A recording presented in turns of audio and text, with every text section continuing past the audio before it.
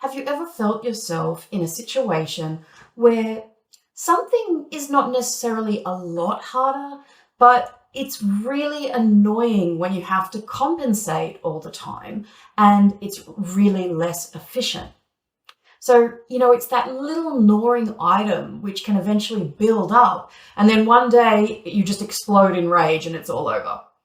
So I have that every time that I'm using a new device that I haven't set up with different accessibility settings I need to improve things for my eyesight. So since I developed chronic daily migraines and cluster headaches over 10 years ago, I found that everything that relies on eyesight is just a little bit more annoyingly harder. So my eyesight varies from day to day, and sometimes it can even be minute to minute. I gave up photography because I preferred using SLRs, and I was having to recalibrate the viewfinder pretty much every 30 minutes. And often what that happened is when I was using manual focus, everything was out of focus, and I didn't know until I got home and developed the images. So I gave it away, and that was really upsetting. But unfortunately, I can't give up everything that's upsetting. If I did, I wouldn't be employed. So unfortunately, unlike a hobby, I really need to rely on computers and make a living. So I have to either learn to live with this little annoyance or find a way around it. And so I went for the second. What it means is when it comes to PC, I generally need to make some changes to my monitor settings to make it easier for me to use and a little bit less frustrating. Unfortunately though, sometimes it winds up just as hard anyway, because a lot of software is not accessible and it will just override your settings regardless. So that frustration, it still builds up from time to time. I'm not the only person though who struggles with reading. Maybe you're already at an age where your eyesight is starting to get a little bit worse. I mean, it happens to all of us. Maybe you're using a really small monitor. Maybe you have a darn headache as well, and you just need to carry on and get your work done. Or maybe you're trying to give a presentation and you don't want people to know that you're looking at notes. So you want to be able to glance down briefly at your screen and then come back to the audience. So having that text a lot bigger makes it easier at a little glance to be able to see what's going on. So there's a lot of reasons why you might want to change these display settings. And so what I'm going to do today is I'm going to show you how to make these changes, and I'm going to show you some of the ones that work best for me. So the first thing that I always want to do when I'm setting up a new machine is I want to go to the Windows display settings. So if I right click on the desktop and then I select display settings, it's going to pop me up the display settings window. Now, like many people these days, I have more than one monitor. Often I have 3, but today I'm just working on 2. So when I open these display properties, you can see that I have 2 monitors and I can calibrate each one separately. Now, I need to be able to identify which monitor is which. And that can be due to having a difference in size of monitors, especially if I'm working with a laptop and also a standalone monitor. Or it can also be in situations where I prefer to use one monitor as my primary monitor, and then I may use another monitor for watching videos. And I don't necessarily need videos increased. It's more around the text size and icon sizes that I need increased. So I want to try and, do these individually. Now, unfortunately, it can be a little bit frustrating because if you plug your PC into a different monitor, it won't always show you the correct size, so it's not easy to guess which monitor is which. And this happens a lot when you go into an office environment and you're hooking up to a hub for the first time. You need to go through and you need to do these calibrations. Now, it would be wonderful if the small monitor was always the small monitor, but it doesn't always work that way. And one thing you may have found out previously, if you're extending across multiple monitors, if you have them in the wrong order, it's kind of like playing ping pong, trying to guess where things go. So if you want to see which monitor is which, you can go down and you can select on this screen the identifier, and it's going to pop up down in the bottom corners of each monitor a number to indicate which monitor ID is associated. Once you identify the monitor that you want to change, you can simply click on it, and then all of the changes that you make from this point on in this window is going to apply to that particular monitor. Now, I'm also very sensitive to blue light and to bright lights. They can trigger my cluster headaches, and they can also trigger seizures, which are no fun at all. So a common feature that I use, but in a very uncommon way, is the nightlight settings. So the nightlight settings are meant to change the type of light that's being emitted from your device.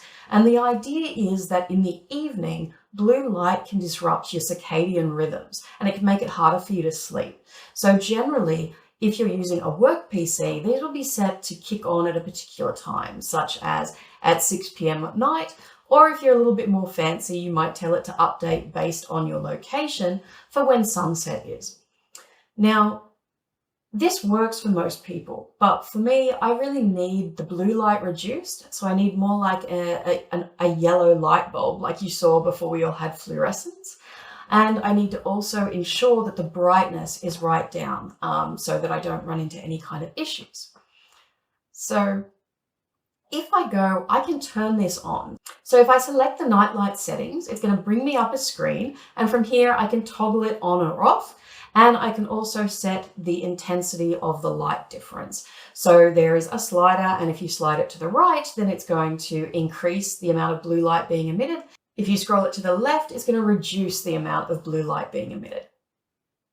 Now, if I go back to the main display screen settings and I scroll down, there is also a scale and layout setting. And this is one that I use a lot. So if you scroll down to that drop down, you can see it is specified as changing the size of text, apps, and other items. So on my screen, it is currently set to 125 for this particular monitor. And I usually set anywhere between 125 and 200% on a standard monitor, based on how blurry my eyes are at a given point of time. On a laptop monitor, usually they already have a scaling amount, so it's quite common to see them sitting at around the 300% mark. And with a laptop monitor, it sometimes won't allow you to go higher than that through this dropdown. Now, when that happens, you need to go into the advanced scaling mode. So if you select that advanced scaling, it pops you up a new screen, and from here you can then type in an additional scaling rate. Now, there is a word of warning on this. So I have run into issues with these scaling rates, and I have found that when I go to much higher scaling rates, I run the risk sometimes of Windows not working as it should. So unfortunately, sometimes my desktop appears to get corrupted and only a portion of the screen is visible and contains my icons.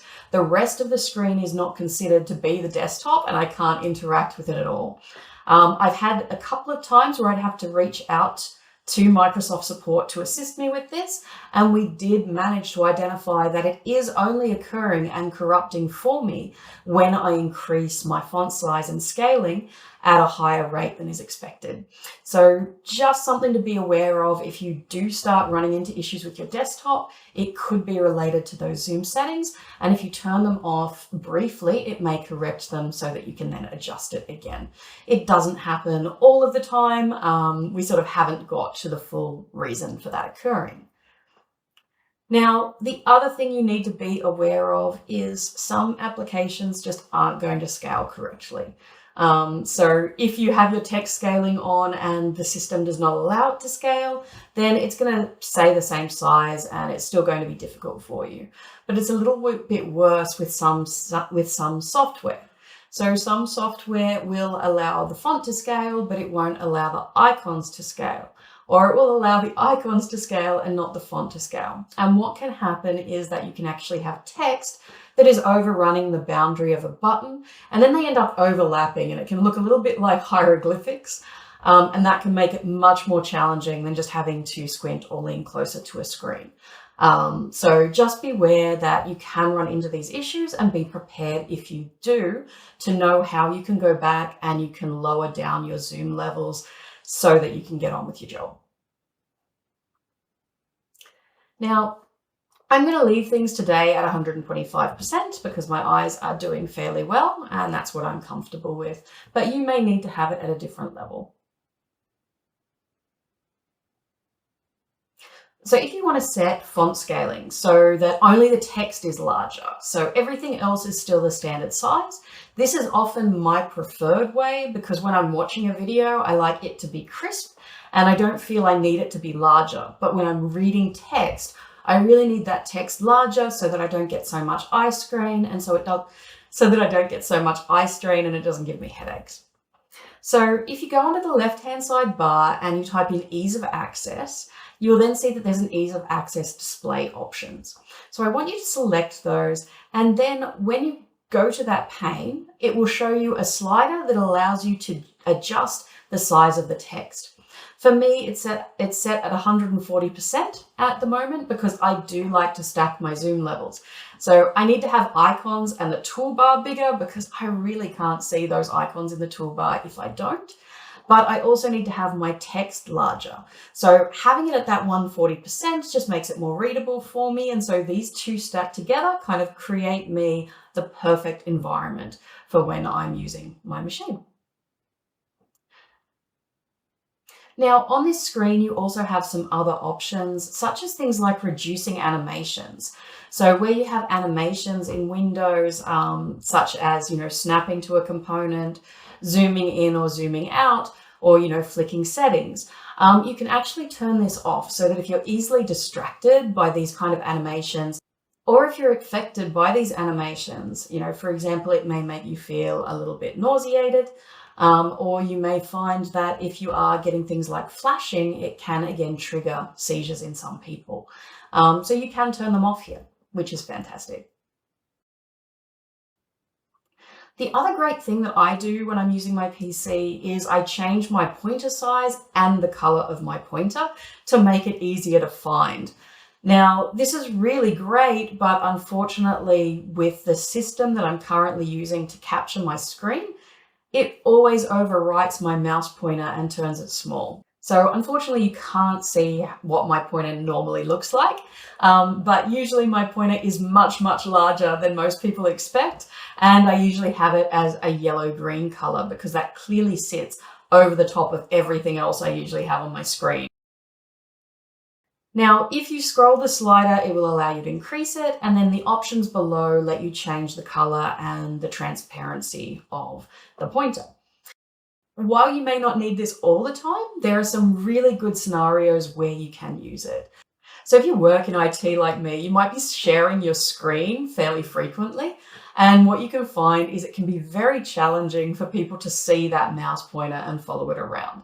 So one of the first things people tend to say to me when I'm sharing screen with them is, "Oh, wow, I love your mouse pointer. It's so easy to see where you are." So it might be something you want to think of next time you're doing a screen share. So now if we go back to the left-hand side panel, you'll see partway down that there is an option for closed captions. So this is something I regularly change because as we've discussed, I need that larger font size to make reading easier for me. And I do need this larger font size in videos as well. So if you go to those closed caption settings, it will give you a live preview showing how these look. You can change things like your font color, your caption transparency, your caption style, so the style of font that is being used, your caption size, the effects, such as whether it's raised or it's indented or has a drop shadow, and of course the background color.